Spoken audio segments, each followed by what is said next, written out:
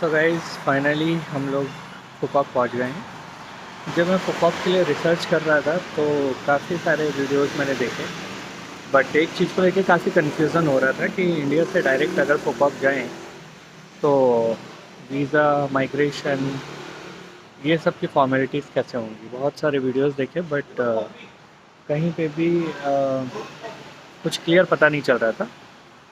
तो मैंने सोचा जब मैं पहुंचूंगा तो आप लोगों के लिए एक स्मॉल वीडियो ज़रूर बनाऊंगा। सो गाइज़, इंडिया से डायरेक्ट फुकॉक अगर आप आ रहे हैं वाया वियतनाम की किसी भी सिटी से, चाहे हो ची मिन, दनांग, हनोई, तो आपको वीज़ा लेके आना पड़ेगा। That is first thing. E visa आप अप्लाई कर सकते हैं, बहुत सिंपल सा प्रोसेस है। गवर्नमेंट ऑफिशियल वेबसाइट पे एकदम इजी सा प्रोसेस है। उसमें सबसे बड़ा चैलेंज जो मैंने फेस किया वो मैं आप लोगों के साथ शेयर करता हूँ कि जब वियतनाम के लिए आप ई वीज़ा अप्लाई करते हैं तो उसमें आपको एंट्री सिटी और उसका एड्रेस डालना पड़ता है कि आप कहाँ पे एंटर करने वाले हो फर्स्ट। सो नाउ हम लोगों को फर्स्ट आना था फुकॉक। फुकॉक का होटल का जो एड्रेस था वो ई वीज़ा की वेबसाइट पे ड्रॉप डाउन लिस्ट में कहीं पे भी शो नहीं कर रहा था। तो it was a big challenge for me कि अब मैं उसमें एड्रेस क्या डालूँ। सो मैंने उनको ऑफिशियली ईमेल भी किया, बट कोई रिस्पांस नहीं आया।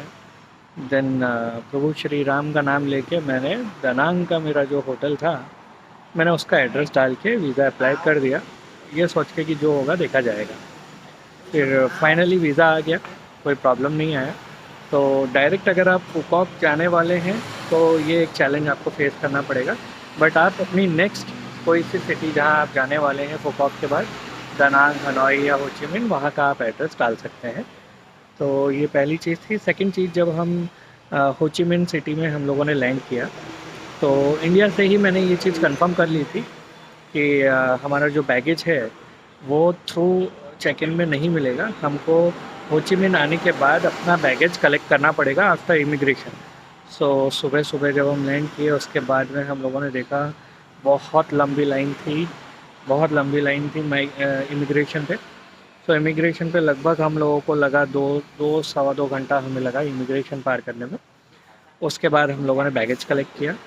उसके बाद हम लोगों ने वहाँ पे डोमेस्टिक टर्मिनल पे हम लोगों ने मूव किया। डोमेस्टिक टर्मिनल पे मूव करने के लिए एयरपोर्ट पे शटल बस चलती है, वैसे तो बहुत पास है, वॉक करके भी जा सकते हैं। टर्मिनल 2 टर्मिनल 3 थोड़ा दूर है, टर्मिनल 1 पास में ही था।